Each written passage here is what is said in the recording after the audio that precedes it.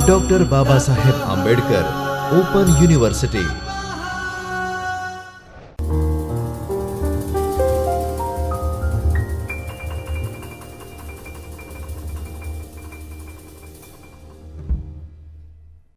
नमस्कार, doctor Baba Saheb Ambedkar open university के चैतन्य studio में आप सभी का स्वागत है। मैं Neetu Singh, assistant professor in special education. आज का जो हमारा टॉपिक है वो बीएड स्पेशल एजुकेशन के paper ACSV 03 intervention and teaching strategy के ब्लॉक 4 और method of teaching science to visually impaired children, presentation of tactile diagrams and general principle से है। तो चलिए स्टार्ट करते हैं।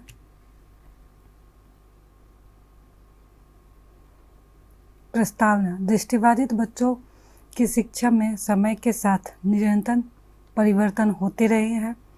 नई विधियों का आविष्कार, नई तकनीकों का उपयोग, नए उपकरणों का निर्माण आदि ने शैक्षिक व्यवस्था को प्रभावित किया है।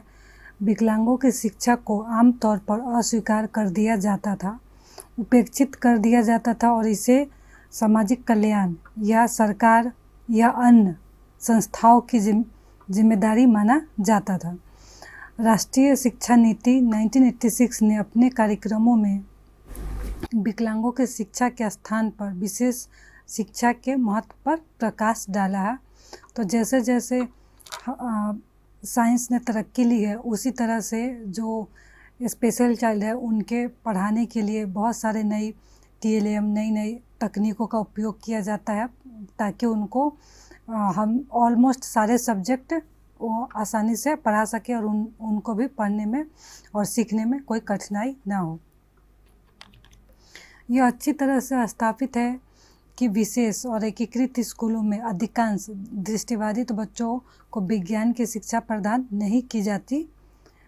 शिक्षा प्रणाली का एक महत्वपूर्ण घटक होने के नाते विज्ञान शिक्षा को दृष्टिबाधित बच्चों के लिए उन्हें पिछले 100 वर्षों में उपेक्षित किया। उन्हें आवश्यक समझ, कौशल, क्षमताओं और दृष्टिकोण को विकसित करके देश की समस्याओं के समाधान में योगदान देने योग्य बनाने की ज़रूरत है। सबसे बड़ी चुनौती विज्ञान पढ़ाना और उसे दृष्टिबाधित बच्चों की ज़रूरतों और अपेक्षाओं के अनुरूप बनाना है।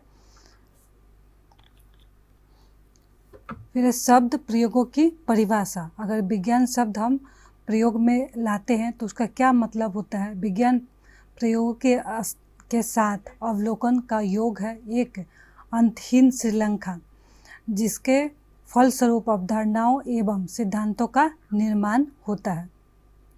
किसी चीज़ के बारे में कंसेप्ट डेवलप करना है या किसी प्रिंसिपल्स का निर्माण करना है तो वो भी हम विज्ञान के द्वारा, साइंस के द्वारा करते हैं। और विशिष्ट प्रयोग टिप्पणियों के आधार पर इसकी अवधारणाओं और सिद्धांतों को संशोधित करना, जो टाइम टू टाइम अगर कोई नया डिस्कवरी या कुछ नया खोज किया जाता है तो उसके आधार पर भी जो प्रिंसिपल्स है जो पहले बनाए हुए हैं उसमें भी संशोधन किया जाता है। विज्ञान ज्ञान का ठोस रूप भी है और उसे प्राप्त करने की प्रक्रिया भी है। इसका जो पहला परिभाषा है, किसी स्थिति, प्रतीक या वस्तु द्वारा किसी व्यक्ति के दिमाग में भेजी गई सभी सूचनाओं का संग्रह। अगर किसी एक चीज़ के बारे में उसके पास जो इन्फॉर्मेशन एक जगह पे इकट्ठा करते हैं। एक अवधारणा का उपयोग कभी कभी एक विचार, एक राय यहाँ तक कि कुछ ऐसा होना चाहिए इसके सामान्य विचार को संदर्भित करने के लिए भी किया जाता है। फिर दूसरा है, एक अवधारणा वस्तु के एक वर्ग की सभी मान्यता प्राप्त विशेषताओं का एक समूह है। जैसे त्रिकोणीयता में सभी 3 तरफा आकृतियाँ शामिल है। वेबस्टर्स न्यू वर्ल्ड डिक्शनरी के अनुसार एक कल्पना, एक अवधारणा या एक विचार है, विशेषकर वस्तुओं के एक वर्ग की सामान्यीकृत अवधारणा, अमूर्त अवधारणा।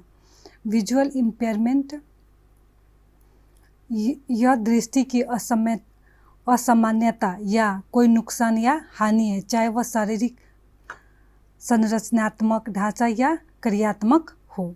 दृष्टिबाधित बच्चों का अर्थ है कि वे बच्चे जिन्हें दृष्टि संबंधी समस्या है लेकिन वे शैक्षणिक रूप से शिक्षा लेने में सक्षम है। देखने में उनको कठिनाई है लेकिन अगर उन्हें हम पढ़ाए, शिक्षण प्रदान करें तो वो लेने में, ग्रहण करने में सक्षम है। फिर नेक्स्ट है हमारा अंधा। एक व्यक्ति जिसकी बेहतर आँख में दृष्टि तीक्ष्णता 20/200 या उससे कम है और 20 डिग्री या एक चाप जो आर्क को अंतरित करने वाले कोण के दृष्टि क्षेत्र में सर्वोत्तम संभव सुधार या प्रतिबंध है।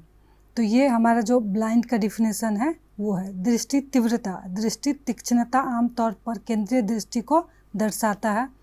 फिर हानि, इम्पेयरमेंट किसे कहते हैं? मनोवैज्ञानिक, शारीरिक या शारीरिक संरचना या कार्य की कोई कमी, हानि या असमानता। फिर नेक्स्ट है हमारा स्पर्श योग, टेक्टाइल, स्पर्श की अनुभूति से संबंधित या बोधमय। फिर हमारा अनुकूलित शिक्षण सामग्री। अनुकूलित शिक्षण सामग्री विशेष दृष्टिकोण और प्रस्तुति शैली है जो दृष्टिबाधित बच्चों को नियमित कक्षा में उत्कृष्ट शैक्षिक अनुभव प्रदान करने के लिए आवश्यक है। यह आवश्यक परिवर्तन करने की एक प्रक्रिया है, जैसे कि शैक्षिक उद्देश्यों को बदले बिना भी, जैसे डुप्लीकेशन, मॉडिफिकेशन या सब्सट्रैक्शन और ओमिशन के द्वारा हम कर सकते हैं। अगर किसी पाठ या लेसन को हमें जो विजुअल इम्पेयर्ड बच्चे हैं उनके अनुकूल बनाना है तो शिक्षण विधियों, विशेष दृष्टिकोण, शिक्षण उपकरण, प्रस्तुति शैली, मूल्यांकन, सूचना वृद्धि और असाइनमेंट में अनुकूलन किया जा सकता है। यह शैक्षणिक रणनीतियों का एक महत्वपूर्ण पैकेज है ताकि दृष्टिबाधित बच्चे किसी भी आवश्यक जानकारी से न चूके। जितना संभव हो सके उतना हम करें ताकि कोई भी चैप्टर है, लेसन है, उससे या कोई इन्फॉर्मेशन अगर वीआई बच्चे को देना है तो वो उन तक पहुँचे और वो उसको ग्रहण कर सके। फिर एकीकृत शैक्षिक कार्यक्रम, यह एक शैक्षिक कार्यक्रम है जिसमें दृष्टिबाधित बच्चे नियमित स्कूल में समान बच्चों के साथ पढ़ते हैं। एकीकरण का उद्देश्य दृष्टिबाधित बच्चों के लिए बहुत कम सीमाएं होना है। जितना हो सके उतना हमें जो वीआई बच्चे उनके लिए लिमिटेशंस को कम करना है। स्थिति में जीवन और शिक्षा में समानीकरण प्राप्त करना। इस प्रणाली में दृष्टिबाधित बच्चे दृष्टिवान बच्चों के साथ समान विद्यालय में पढ़ते हैं, एक ही स्कूल में, एक ही जगह, एक ही क्लासरूम में बैठकर। हालांकि स्कूल में ऐसे शिक्षक प्रशिक्षक भी होने चाहिए जो दृष्टिबाधित बच्चों के साथ काम करने और उन्हें पढ़ाने में विशेष रूप से प्रशिक्षित हो। बच्चे को सहायता की ज़रूरत होती है तो नॉर्मल स्कूल में हमें ये भी देखना है कि जो रिसोर्स टीचर है या स्पेशल टीचर है उनकी उपलब्धता है कि नहीं, वो अवेलेबल है कि नहीं है, क्योंकि जो स्पेशल चाइल्ड है उनको time to time normal class के अलावा भी और सहायता की ज़रूरत पड़ती है। यदि दृष्टिहीन बच्चों को सही समय पर सही रूप से सही सामग्री प्रदान की जाए तो वे नियमित कक्षा में अधिक से अधिक शिक्षण और अनुभव को आसानी से आत्मसात कर सकते हैं। जो भी हमें पाठ को अनुकूल बनाने की बात है या फिर टीएलएम की आवश्यकता की बात है तो सही समय पे और सही टीएलएम बच्चे को अगर उपलब्ध करा जाए कक्षा में तो वो भी उनका जो पढ़ाई है वो पीछे नहीं होगा, वो भी क्लास में आसानी से सभी बच्चों के साथ आगे बढ़ते जाएंगे और समझते जाएंगे। फिर हमारा शिक्षण। शिक्षण का अर्थ है किसी अन्य व्यक्ति के संबंध में मन, व्यक्ति या शरीर की उपस्थिति, दूसरों को प्रभावित करने वाले मानसिक, आध्यात्मिक और शारीरिक कार्यों का एक जटिल समूह। एकेडमिक शिक्षण के लिए स्वतंत्रता और अनुशासन अनिवार्य है। शिक्षण प्रत्येक कक्षा, प्रत्येक घंटे या प्रत्येक बदलते छात्र समूह के साथ बदलता रहता है। जो शिक्षण है वो क्लास टू क्लास या स्टूडेंट टू स्टूडेंट और टाइम टू टाइम वो हमेशा वेरी करता है। फिर शिक्षण को ज्ञान, अवधारणाओं और प्रतिक्रियाओं की समझ और अनुप्रयोग को सक्षम करने के लिए शिक्षार्थियों के साथ जुड़ाव के रूप में परिभाषित किया जाता है। इसमें डिजाइन, सामग्री चयन, वितरण, मूल्यांकन और प्रतिबिंब शामिल है।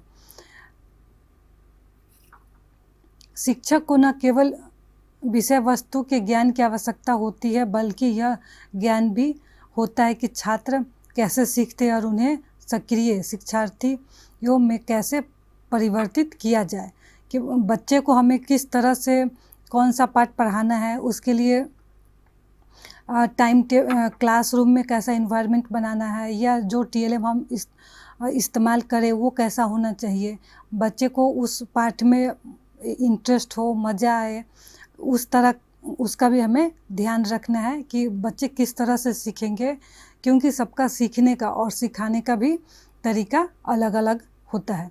और उसका अगर हम पाठ का इवैल्यूएशन करते हैं पढ़ाने के बाद, तो वो किस तरह से करना है, कैसे उसका मूल्यांकन इवैल्यूएशन करेंगे, तो उसमें सभी छात्र पार्टिसिपेट ले सके। अगर नॉर्मल चाइल्ड और स्पेशल चाइल्ड दोनों एक ही क्लास में है तो इस चीज़ का भी हमें ध्यान रखने की ज़रूरत है।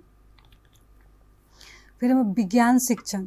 निचले माध्यमिक स्तर पर विज्ञान को एक मानसिक शक्ति के रूप में विकसित किया जाना चाहिए और सामग्री विज्ञान, रसायन विज्ञान और जीव विज्ञान की नई अवधारणाओं और विज्ञान के अध्ययन के लिए प्रयोगात्मक दृष्टिकोण पर जोर दिया जाना चाहिए। ये हमारे कोठारी आयोग के द्वारा कहा गया है। दार्शनिक दृष्टिकोण से विज्ञान शिक्षा के लक्ष्य व्यापक है। विज्ञान की शिक्षा बहुत छोटे बच्चों से शुरू होती है और अध्ययन के बाद के वर्षों में स्पष्ट और अधिक जटिल हो जाता है। जैसे जैसे ग्रेड आगे बढ़ता है, इसमें प्रायोगिक सामग्रियों और प्रायोगिक उपकरणों के साथ सीधे संपर्क के माध्यम से अधिक छात्रों की भागीदारी शामिल होती है, जो प्रैक्टिकल वर्क होता है साइंस में।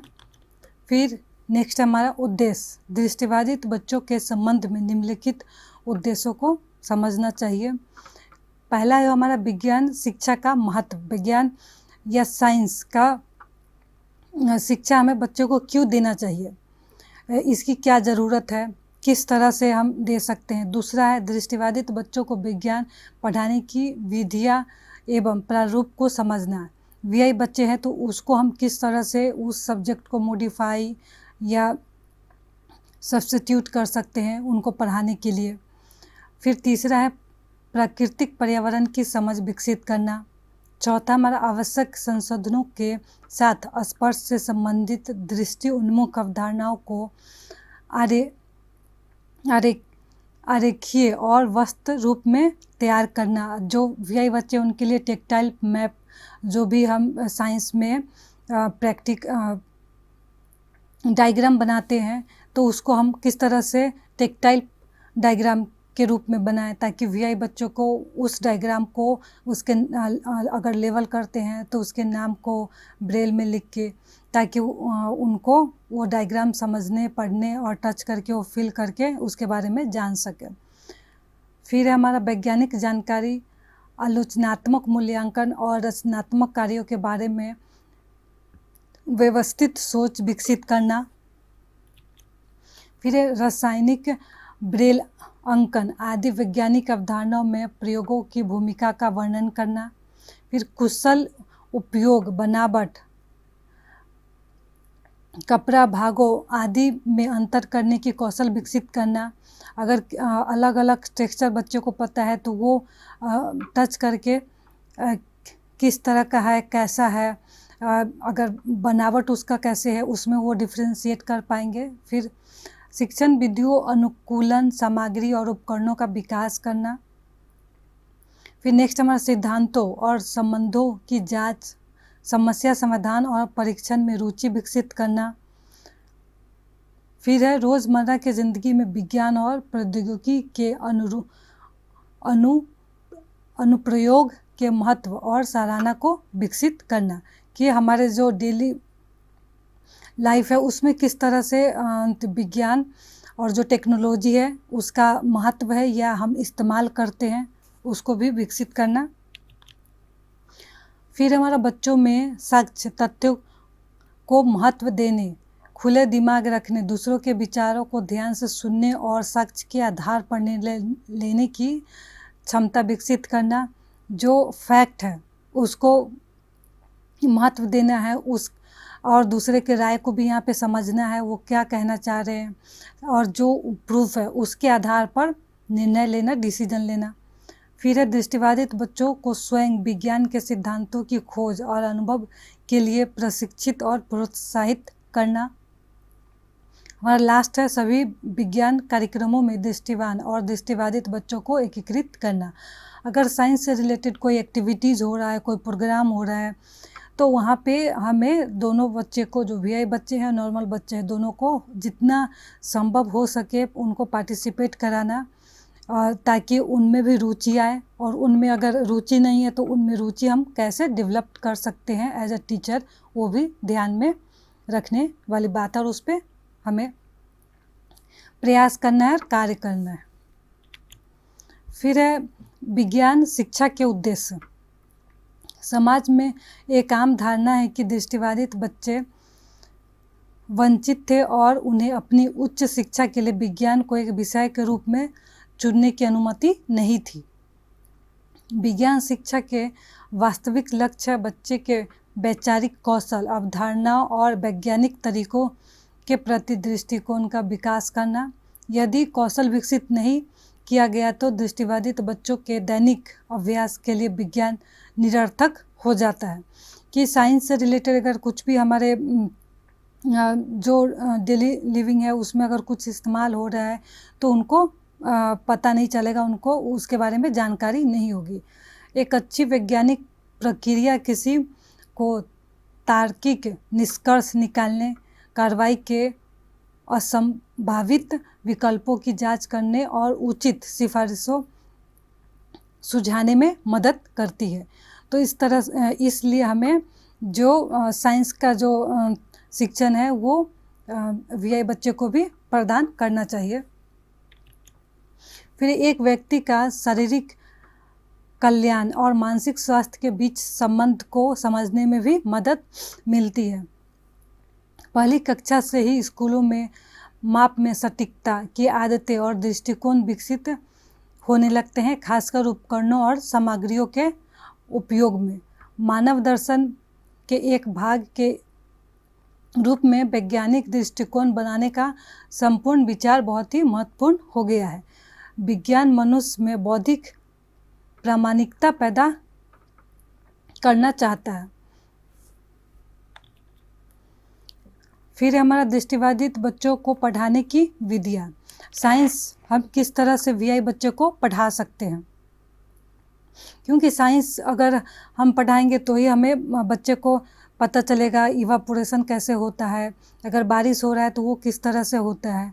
तो ये सब चीज़ें अगर उन बच्चे को नहीं बताएंगे तो उन्हें पता नहीं चलेगा। छोटी से छोटी चीज़ों में भी हम साइंस का इस्तेमाल होता है। अगर पानी को हम उबाल रहे हैं तो वो किस तरह से उबलता है, तो ये छोटी घर में जो छोटा चीज़ें होता है, या गरम कैसे होता है, ठंडा कैसे होता है, तो ये सब चीज़ें भी हम जो हमारे लाइफ में, हमारे ज़िंदगी में रोज़ होता है, तो अगर हम वीआई बच्चे को इसके बारे में बताएंगे तो उनमें भी उत्सुकता होगी, वो भी पढ़ना चाहेंगे, और उनको पढ़ना भी चाहिए ताकि वो आगे चल के भी उनको साइंस में रुचि हो और आगे की क्लासों में भी वो साइंस को एज अ सब्जेक्ट चूज़ करे।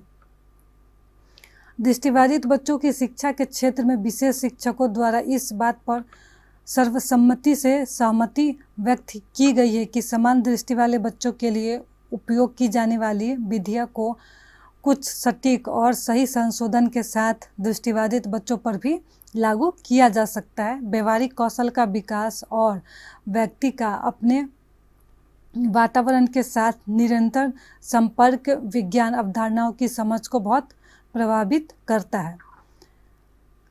जीन पियाजे ने कहा कि दृष्टिबाधित बच्चे अपने तर्क के विकास में दृष्टिवान बच्चों से पीछे रह जाते हैं। संभवतः इसका कारण वस्तुओं के साथ तुलनात्मक अनुभवों की कमी है। अगर दो चीज़ को हमें तुलना करना है या उसके बारे में जानना है, तो हो सकता है जो वीआई बच्चे हैं उनमें वो क्षमता विकसित होने में थोड़ा टाइम लग सकता है, वो ज़्यादा टाइम लेंगे या धीरे धीरे सीखेंगे, तो कई बार वो दृष्टिवान बच्चे से पीछे रह जाते हैं। विज्ञान की शिक्षा केवल कक्षा तक ही सीमित नहीं रहनी चाहिए, विशेषकर दृष्टिबाधित बच्चों के लिए। रूट सिस्टम और शूट सिस्टम जैसी अवधारणाओं को दृष्टिबाधित बच्चों द्वारा संदर्भ के बाद आसानी से समझा जा सकता है। कुछ अवधारणाओं को खोजने में दृष्टिबाधित बच्चों को दृष्टिवान बच्चों की तुलना में अधिक समय लगता है। बिना दृष्टि अनुभव वाले दृष्टिबाधित बच्चों को ठोस अनुभव बनाने के लिए व्यक्तिकृत गतिविधियों की एक श्रृंखला बनाकर सही अवधारणाओं को तैयार करने के लिए व्यवहारिक अनुभव दिया जाना चाहिए।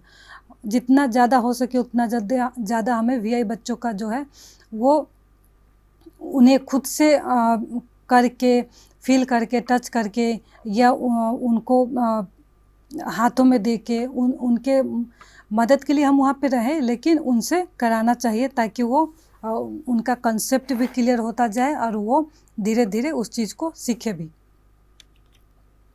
इसमें हमारा पहला है शिक्षण पद्धति। कोठारी आयोग की रिपोर्ट के अनुसार यदि विज्ञान को कमज़ोर तरीके से पढ़ाया जाता है और ख़राब तरीके से पढ़ाया जाता है तो यह दिमाग में निर्जीव जानकारी बढ़ने के अलावा और कुछ नहीं है। अगर कंसेप्ट क्लियर नहीं हुआ है या उस चीज़ को हम नहीं समझ रहे हैं तो वो जानकारी अधूरा है या क्लियर नहीं है तो वो ना के बराबर है, उसका होना ना होना कोई फ़र्क नहीं पड़ता और वही नाव धारा में चल सकती है। तो फिर वो कंटिन्यू, अगर छोटे में ही क्लियर नहीं हुआ किसी चीज़ के बारे में कंसेप्ट तो धीरे धीरे वो हम आगे क्लास में जाते रहते हैं, लेकिन हमें वो कंसेप्ट क्लियर नहीं होता है, वो समझ नहीं पाते। विज्ञान शिक्षा के मुख्य उद्देश्य विश्व के ज्ञान को सार्थक ढंग से बच्चे के मस्तिष्क में भरने की प्रक्रिया को विद्यार्थी अभिरुचि शिक्षण पद्धति कहा जाता है। उनमें रुचि सुनिश्चित करना और उनमें आवश्यक कौशल विकसित करना है। इन दोनों पहलुओं का समन्वय शिक्षकों के लिए एक बड़ा काम है। बच्चे को उसमें रुचि भी लाना है और उनको वो आवश्यक स्किल है वो भी बच्चे को सिखाना है, दोनों चीज़ करना है। विधि का लक्ष्य दृष्टिबाधित बच्चों को सोचने और अन्वेषण करने के पर्याप्त अवसर प्रदान करना चाहिए। सच्ची शिक्षा का ध्यान बच्चों में क्षमताओं को विकसित करने पर होना चाहिए। हालांकि ध्यान दें, यह महत्वपूर्ण है कि विधि अपने आप में एक लक्ष्य न बन जाए बल्कि सीखने के उद्देश्यों के एक सेट को प्राप्त करने के साधन के रूप में उपयोग किया जाए। तो आज के लिए हम यहीं तक रखते हैं। नेक्स्ट क्लास में हम इसके आगे का जो पोर्शन है वो करेंगे। धन्यवाद।